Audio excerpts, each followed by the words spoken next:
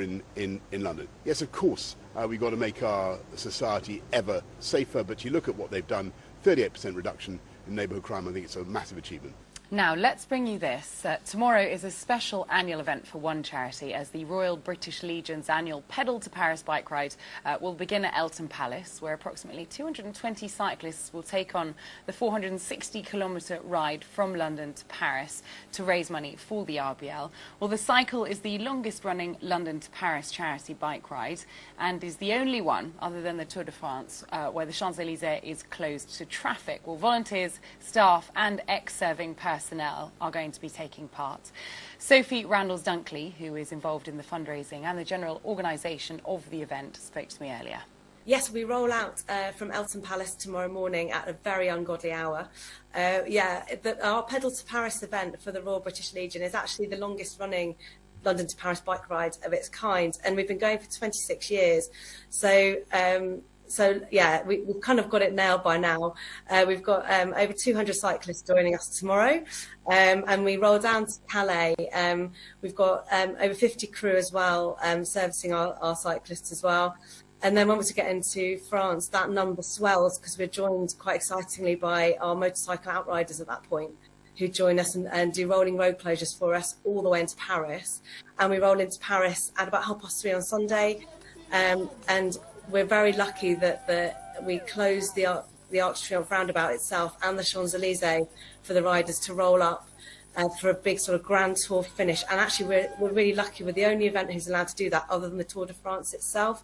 So yeah, it's a really fantastic finish for the cyclists. For anyone who has been to Paris and knows how crazy that roundabout is, I'm very pleased to hear that those 200 cyclists are going to be able to be going around it without having to think about all of the crazy traffic that is usually surrounding them.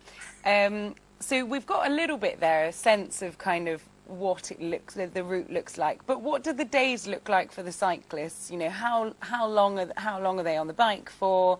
How much training needs to go into this? Is this the kind of thing like I cycle to work? Like, would I be able to do it? You know, like give us a sense of kind of the challenge that's involved. Yeah, so the guys who take part in the event are brilliant. There's such a massive range of people, and like you say, there's people who've only recently got on a bike, people who are really serious club cyclists. The whole ride itself is 460 k's, which is about 300 miles. So they're pretty long days in the saddle. So these guys, they're amazing. They've been training for months and months and months to get to the point where they can do that sort of distance, and they've been doing that alongside their fundraising as well, which is just even more amazing.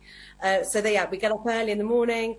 They all breakfast, they get on their bikes, we send them out, and then we have a whole day. Basically, once it's rolling, it's rolling. So they're in the saddle. We have different speed groups for different sort of levels of cyclists. People right the way from sort of 12 miles an hour and having a nice chat, right the way through to people who are super speed demons on peloton, you know, taking it really seriously. And we make sure they're fed and watered all the way. Again, with these rolling road closures, it just means they can just really enjoy their cycling. And then, you know, bedtime, up again the following morning, and rinse and repeat until we get to Arc de Triomphe on Sunday. Intense, but I imagine very rewarding at the end of it, to have being able to do something like that. There's obviously a huge part of this is fundraising, and the sort of effort that goes into that, and all of the people that come together to support in that way. How is it going this year? Tell us a bit more about the sort of charitable side and how the money has an impact. Yeah, so we are so grateful to our cyclists for the fundraising that they do. If it wasn't for them and people like them fundraising for the Royal British Legion, we couldn't help the Armed Forces community in the way that we do.